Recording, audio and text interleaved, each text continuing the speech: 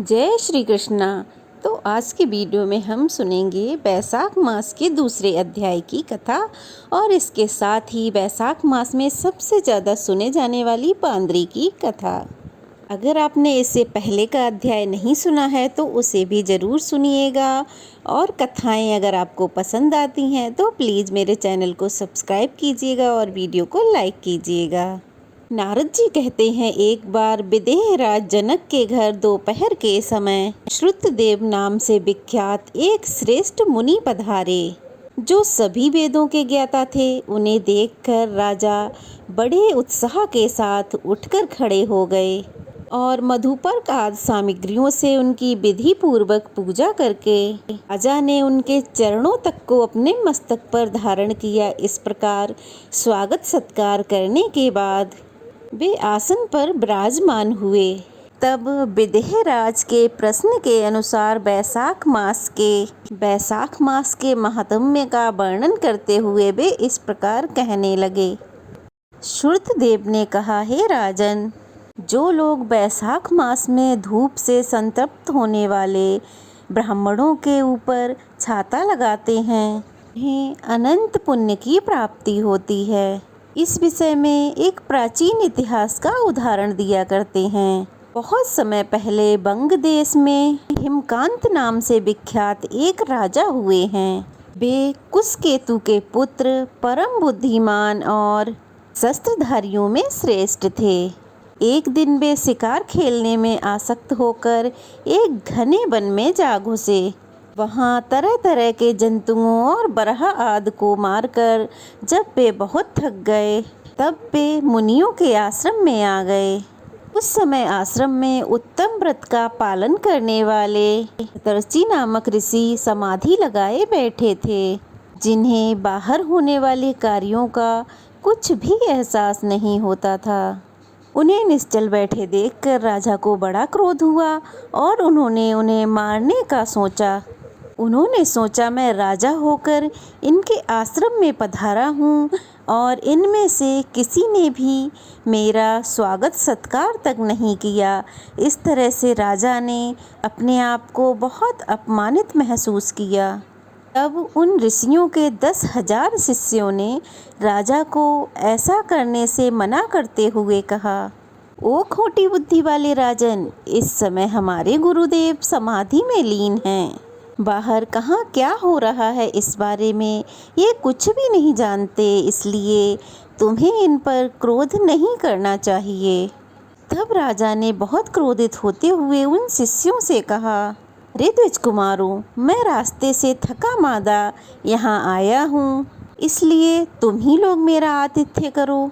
राजा के इस प्रकार कहे जाने पर वह शिष्य कहने लगे, महाराज, हम लोग तो भिक्षा मांगकर खाने वाले हैं। गुरुजनों ने हमें किसी के भी आतिथ्य के लिए आज्ञा नहीं दी है।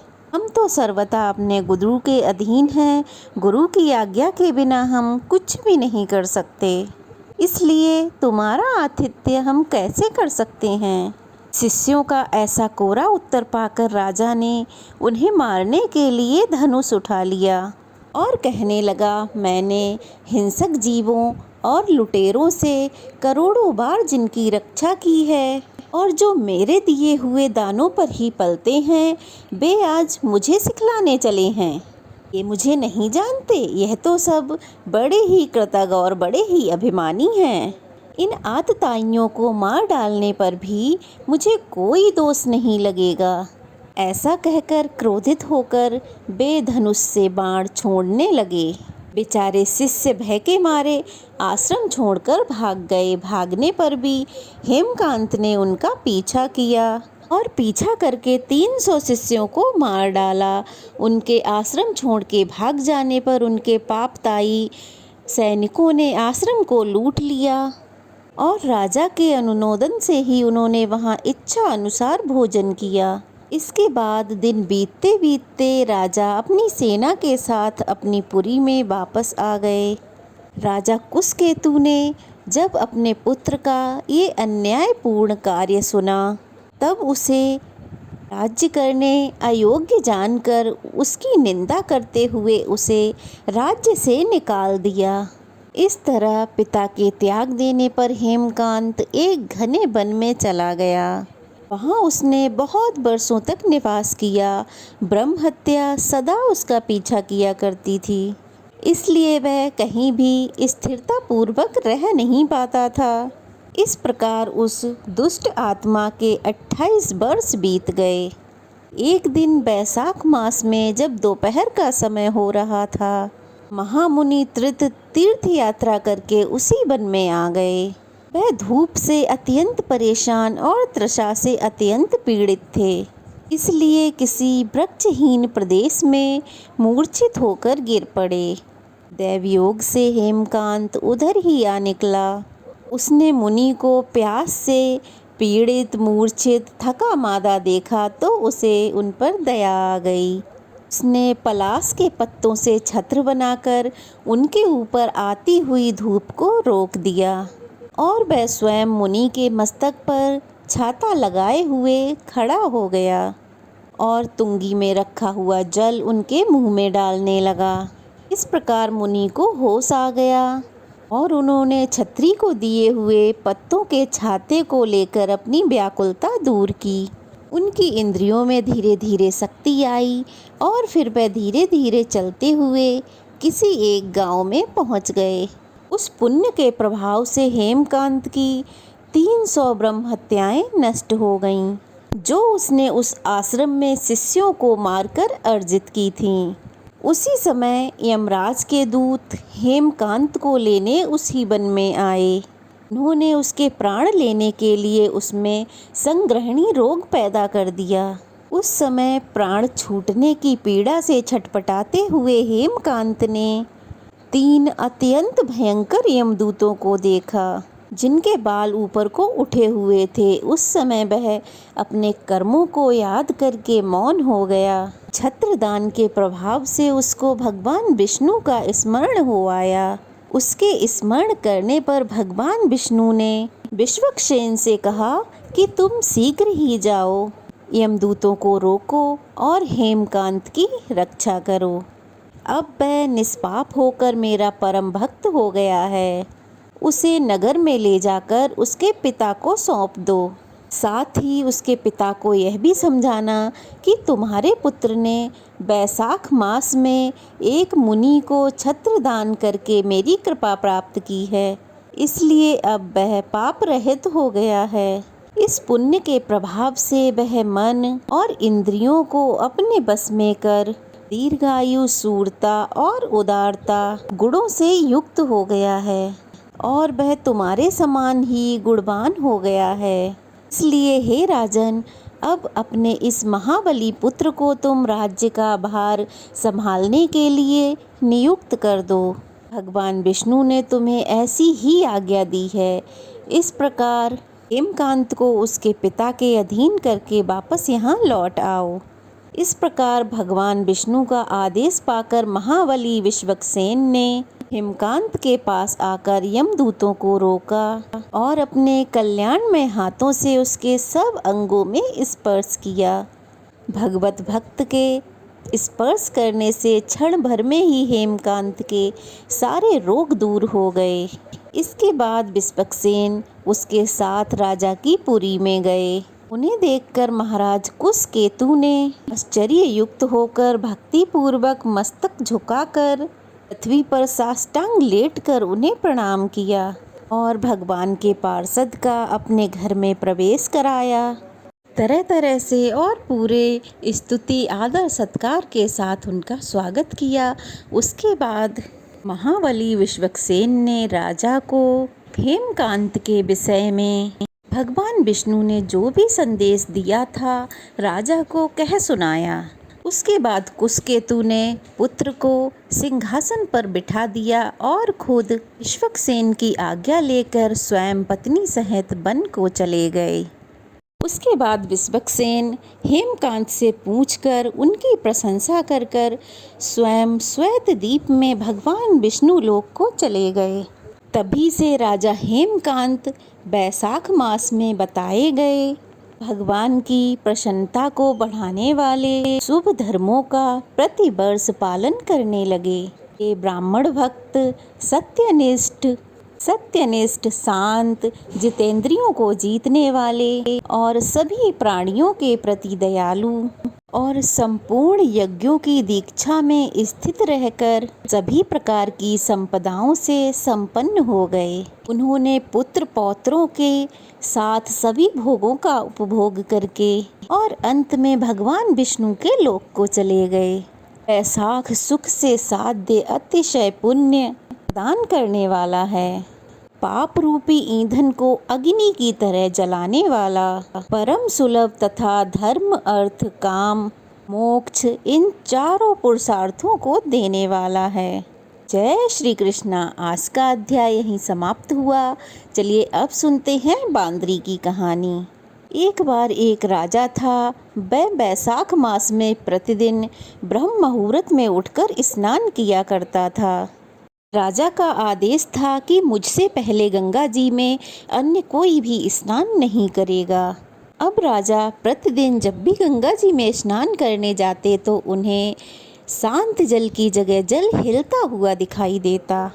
तब राजा को संदेह हुआ कि निश्चय ही मुझसे पहले कोई आकर गंगा जी में स्नान करके चला जाता है। तब राजा ने नदी के तट पर पहरेदार बिछा दिए। गंगा जी के तट पर एक वृक्ष था। उस वृक्ष पर एक बंदरिया रहा करती थी। वह प्रतिदिन राजा के स्नान करने से पहले गंगा जी में स्नान करके वृक्ष पर चढ़कर बैठ जाती थी। इसी प्रकार होते होते पूरा वैशाख मास बीत गया। लेकिन अंतिम दिन राजा के सिपाहियों ने देख लिया और उस बंदरिया को पकड़कर राजा के समीप ले गए और कहने लगे, महाराज, यही वो बंदरिया है जो प्रतिदिन आपसे पहले गंगा जी में स्नान करती है। उधर राजा की प्रतिज्ञा यह थी कि मुझसे पहले यदि कोई भी स्त्री गंगा जी में स्नान करती होगी तो मैं उससे ही विवाह कर लूँगा।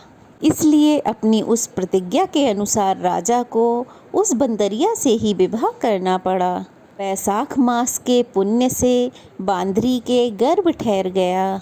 9 महीने पूरे होने के बाद बांदरी ने राजा से पूछा कि महाराज, शिशु जन्म के समय मुझे क्या करना चाहिए। तब राजा ने महल में एक घंटी लगवा दी और उस बांदरी से कहा, जब तुम्हें दर्द हो तो वह घंटी बजा देना, तभी मैं सारे प्रबंध करवा दूंगा। राजा की अन्य रानियां भी थीं, परंतु उनके भी कोई संतान नहीं थी। बंदरिया को गर्भ ठहरा है यह जानकर अन्य रानियां मन ही मन उस बंदरिया से ईर्ष्या करने लगीं और भावी संतान का नाश करने के लिए तरह तरह की योजनाएं बनाने लगीं। घंटी लगी देखकर एक रानी ने इसका कारण बंदरिया से पूछा तो उसने सारा वृतांत सुना दिया। तब रानी ने उसे बहकाया कि एक बार घंटी बजाकर देख तो ले कि राजा आते हैं या नहीं। बांदरी ने जब घंटी बजाई तो राजा दौड़े दौड़े महल में आए और घंटी बजाने का कारण पूछा।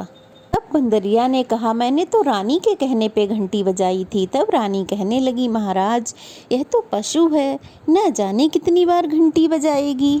ऐसा कहकर रानियों ने राजा से कहकर उस घंटी को हटवा दिया। कुछ दिनों बाद बंदरिया के शिशु जन्म का समय आया। तब उसने अन्य रानियों से पूछा कि रानियों, अब मुझे क्या करना चाहिए कि तुम आँखों पर पट्टी बांधकर सो जाओ। उधर बांदरी के बैसाख मास स्नान के पुण्य से उसे एक सुंदर पुत्र हुआ। शिशु का जन्म होते ही उसे टोकरी में रखकर रानियों ने उसे दासी को दे दिया और आदेश दिया कि इसे जाकर किसी नदी में बहा आओ। और उधर रानियों ने शिशु की जगह पर एक पत्थर को रख दिया और रानियों ने राजा को कहलवाया कि महाराज, बंदरिया ने तो एक पत्थर को जन्म दिया है। तो राजा ने भी यह सुनकर संतोष कर लिया कि जब अन्य रानियों के ही संतान नहीं है तो फिर ये तो बंदरी है, तो इसके क्या ही संतान होगी। उधर दासी ने शिशु को नदी में ना बहाकर कुम्हार के खंदड़ में रख दिया। दूसरे दिन जब कुम्हार कुम्हारिन उस खंदड़ में आए तो उसने एक शिशु को रोते हुए देखा। कुम्हार और कुम्हारिन के भी संतान नहीं थी, इसलिए उन्होंने उस शिशु को भगवान की दी हुई भेंट माना और बड़े ही प्यार से उसका पालन पोषण करने लगे। कुछ बड़े होकर उस बालक को ज्ञात हुआ कि वह बंदरी रानी का पुत्र है, जिसे अन्य रानियों ने मरवाया और फिर इधर छुड़वा दिया। तभी उसने मट्टियों के हाथी घोड़े बनाकर वह पनघट पर जा गया। घाट पर बैठकर वह दासियों को देखकर बोला, आओ रे मेरे मिट्टी के हाथी घोड़ों, पानी पियो। जब दासियों ने यह बात सुनी तो वह कहने लगी, अरे मूर्ख, कभी मिट्टी के हाथी घोड़े भी पानी पीते हैं क्या? तब वह बालक कहने लगा, अच्छा, इस पर क्या, कभी बंदरी के भी पत्थर जन्म लेता है? उस बालक की यह बात दासियों ने जाकर रानियों से कह दी। तभी रानियों ने दूसरे दिन विष मिलाकर लड्डू भेजे। ईश्वर की कृपा से वह लड्डू गोंद और बादाम के हो गए और उन लड्डू खाने से उस बालक की मृत्यु नहीं हुई। जब यह समाचार दासियों ने रानियों को बताया तो रानियों ने राजा से कहकर उस कुम्हार को देश निकाला दे दिया। अब वह कुम्हार भटकता भटकता किसी वन में रहने लगा। इसके बाद अगले साल चैत्र मास में जब गणगौर पूजन का दिन आया, तब वह बंदरी का पुत्र 108 करबे और 108 गोली लेकर तथा घड़े में पानी भरकर बगीचे के बाहर बैठ गया। उधर राजा की और साहूकार की पुत्रियां गणगौर मनाने के लिए मिट्टी लेने को आईं और वह सभी बगीचे में खेलने और झूलने लगीं। इसी कारण कुछ समय बाद उन्हें जोर की प्यास लगी। तब उन्होंने उस बंदरी के पुत्र से जल पिलाने के लिए कहा।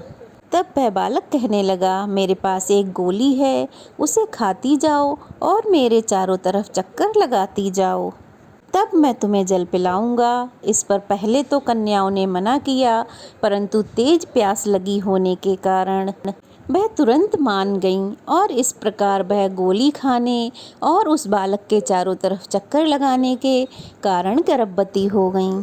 बाद में जब उन कन्याओं के माता पिता को यह सब पता चला, तब वह कुम्हार के पास आए और सारा वृतांत कह सुनाया और कहा कि तेरे पुत्र ने मेरी कन्याओं के साथ विवाह कर लिया है, अब तुझे इन सब को अपने पास ही रखना पड़ेगा। तब कुम्हार ने निर्धन होने के कारण अपनी मजबूरी व्यक्त की। तब कुम्हार कहने लगा, महाराज, मैं तो बहुत गरीब हूँ, इन सभी बहुओं को मैं अपने घर कैसे और कहाँ रखूँगा, इन्हें क्या खिलाऊँगा? तब कन्याओं के माता पिता ने बहुत सारा धन देकर अपनी कन्याओं को कुम्हार के यहाँ विदा कर दिया। अब तो कुम्हार के घर 108 बहुएं आ गईं, बाद में उनके 108 पोते हो गए। तभी कुम्हार ने पूरे नगर को भोजन हेतु निमंत्रण दिया और राजा को भी बुलवा लिया। राजा के यहाँ से रानी बांदरी के अलावा सब भोजन करने के लिए पधारे। तब वह राजकुमार जो कुम्हार के घर पला बड़ा था, राजा की आज्ञा पाकर रानी बांदरी को लेने रथ पालकी लेकर गया और उन्हें लाकर सभा में सबसे ऊंचे सोने के आसन पर बिठा दिया। राजकुमार ने अपनी सभी पत्नियों को समझा दिया था कि बांदरी मुझे जन्म देने वाली माता हैं। फिर तो एक एक बहू रानी बांदरी के चरण स्पर्श करती गई और एक एक सोने का सिक्का और पोता उनकी गोद में देती गई। जब राजा और दूसरी रानियों ने यह सब देखा, तब कुम्हार के पुत्र से इसका कारण पूछा। बल्कि रानियों को तो संदेह होने लगा कि यह अवश्य ही बांदरी का पुत्र है। अब तो रानियां रूठ कर राजा से कहने लगीं कि कुम्हार के पुत्र ने हमारा अपमान किया है और बांदरी का सम्मान किया है, इसलिए हम सब यहाँ से लौट कर जा रही हैं। उधर राजा को पुत्र के जन्म का सारा रहस्य पता चल गया था, इसलिए राजा ने सभी रानियों को देश निकाला दे दिया और अपने सभी पुत्र वधुओं और पौत्रों को लेकर महल में आ गया। फिर राजकुमार का राज तिलक कराया गया। फिर कुम्हार और कुम्हारिन को महल में रहने के लिए राजकुमार ने निवेदन किया, परंतु वे नहीं माने। तब राजा ने उन्हें ढेर सारा धन देकर विदा कर दिया। बैसाख स्नान का अगर इतना महत्व है तो सबको बैसाख स्नान करना चाहिए। बांदरी ने बैसाख स्नान किया तो उसे राजा का राज्य, बहुएं, पुत्र पौत्र आदि सब कुछ मिला। हे ईश्वर, जैसे बैसाख स्नान करने से उस बांदरी को पुत्र धन राज्य सब कुछ मिला, वैसे ही बैसाख मास में स्नान करने वाले तथा इन कथाओं को श्रवण करने वाले हर व्यक्ति को मिले। तो यह थी वैसाख मास के अध्याय 2 की कथा। और बांदरी की कथा कैसी लगी कमेंट बॉक्स में अवश्य बताएं। और नए हैं तो प्लीज़ चैनल को सब्सक्राइब करना ना भूलें। वीडियो को लाइक करें और शेयर करें। जय श्री कृष्णा।